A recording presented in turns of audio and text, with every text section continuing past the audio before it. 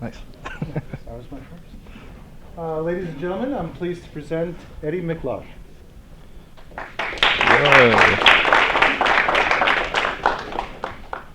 All right, so I'm Eddie, and I created a structured sports drawing application. It's more specifically geared towards football because I've played that my whole life. So throughout my athletic career, I've noticed a couple things. The first thing is that coaches really draw with ineffective tools. And I mean this by, for example, with Microsoft Word, because it's really not specific to a sport. So you end up with coaches with a lot of templates, a lot of different things that you need to put into a play. And then you also have Huddle, which is a new tool that's emerging right now. But the problem I feel with Huddle is that it's way too simple, and it requires coaches to do a lot repetitive tasks. So in common, these tools really is a bad inefficiency for coaches. So some better solutions to both those tools would be something that is more sport aware, meaning that,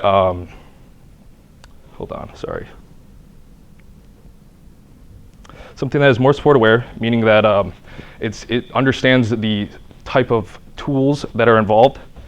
Something with custom configurations, so it's more personalized to the user and they don't have to constantly repeat themselves. Something with simple drawing tools, because you want it to be simple because you don't want too much bloat, and something that's easy to animate, so you can have better visualization. This is a sample product, something that I can produce with my application, so that's something I strive to do. So to dive more deeper, the drawing with this, there's specific iconography. If you see the defense and offense, a straight line, an arrow meaning indicating a player to go farther, a blocking arrow, and this curved line that can actually be used to shape it any way you want. You also have sport-specific rules. These two things, the players cannot go above or below the line of scrimmage. You can't have 11 people on the field, stuff like that. So it can make it a lot more specific to a sport. And all these things are removable and resizable. So in short, I would say that these tools are a lot more specific to the sport. So custom configurations allows for the user to save complicated routes, meaning they don't have to continuously redraw routes. So this is especially useful because then they don't have to continuously redraw the routes. Another thing is formation creation, because the formation creation allows the user to create tools and such. Another thing is animation. One-click animation, I wanted it to be very simple. I wanted it to be very easy to use. So it's effectively a player with a line. If it's connected to a line and you click the animate button, then it will animate it. Player speeds is also here. Player speeds is for, especially a sport like football, you need player speeds because, not everyone is the same speed, and every coach designs plays for a specific speed. And you also have the ability to hide your own routes. And this is especially important because I think it's a good teaching tool. You can know if the player actually knows the route or not. So some goals I think I've achieved from this project is that I think it's easier to pick up than most of the other ones. I think somebody sitting down and tinkering it within 5 minutes can easily pick it up. It's faster to draw plays because of the specific drawing tools that I provided and the customization and the teaching potential that it offers. So I'm going to show you a demo.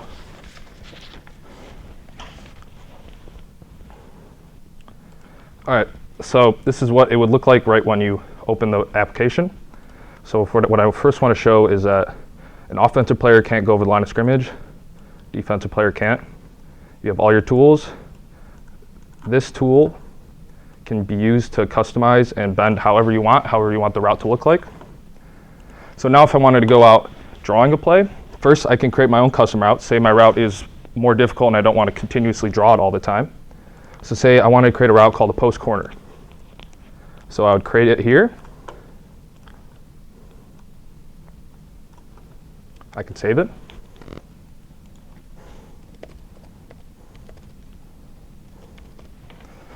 So now once I save this, I can use it whenever I want. And now if I want to create another formation, say a coach has different formations every week depending on who they're playing with, so they always change it up. So maybe I wanted to use a specific formation and be able to use it for that week to draw a bunch of plays. Instead of redrawing it every single time, I could just create a formation type and save it permanently. So say I wanted to create something along the lines of this. We can call this right strong, right? So now I have a formation, I have a play, so I can go down. I just created this one, right strong. So I add it, it's on here. So say I wanted to use my other formation or my other route that I draw, I can use my post corner. I can draw the play. All I have to do is just click on the player and automatically attach to him. Now I want it on the other side, but I want it in the same way. All I would have to do is just rotate it, and it's on the other side now. So then I can finish off this play just from some simple routes. And now all you have to do, if you want to add player speeds, you want to toggle different player speeds, all you have to do is say I think this player is faster than the other ones. I could tag that. I could tag that fast. Maybe I think this guy's only medium fast. Tag it here. I could tag this guy's medium slow. So now all I have to do to animate it and show it, all I have to do is click on the animation button, and that'll correspond to what they're doing. I can also stop it in any section. So if you want to talk about a specific part of a play or a specific action, like say that specific cut right there, like right here, if I want to talk about a specific cut, I can stop it right there to talk to the players. So I think that's very useful. You can also save you can just save this as an image, or you can actually save this to a GIF if you want.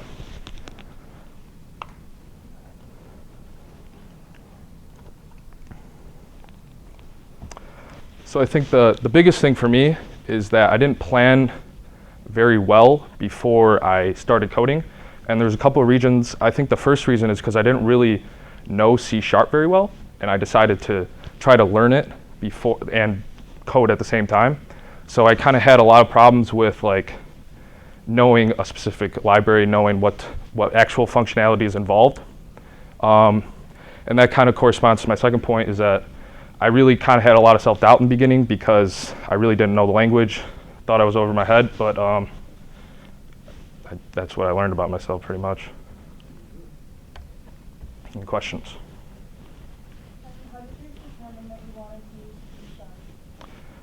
C#? It's kind of big right now, like the .NET and job searching, and something I was interested in learning. Did you prefer windowing with C# versus windowing with Java? Yeah, the only experience I had with Java is Swing, and I didn't really like it that much. I thought at least WPF was a lot more responsive, and you could really easily show what you wanted to do. Could you see this being used on tablets or something? So if you're out on the field and you need to respond to a certain play, Java tablets? Yeah, that was my initial thought with it.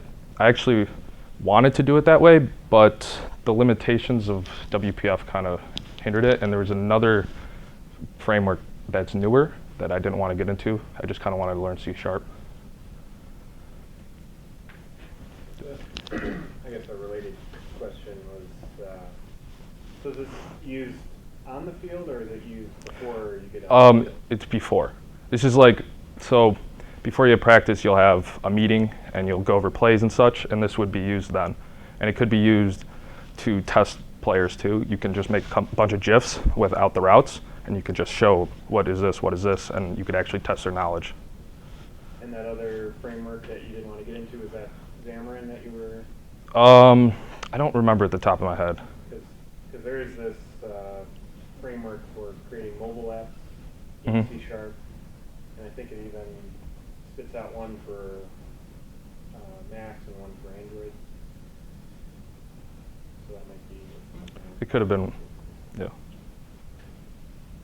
Yep. So the animation capability, is that found in, it's not found in Word. No, it's not found in either of them. It was Okay, just cool. something I thought would be helpful for the player.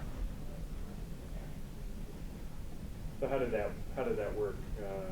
What was the API like? Was that the most challenging part of the whole thing? Not Surprisingly, challenging? though, the most challenging thing is converting them to GIFs, because there's not really native support in .NET. So I had to get a library called Magic Image. It's a wrapper, and then I had to take a bunch of PNG files, just run the animation, try to make it 38 frames per second, and then I would have to use that library to convert it. And that surprisingly was the hardest part.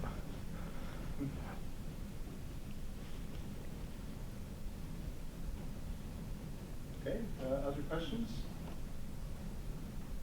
Excellent, thank you.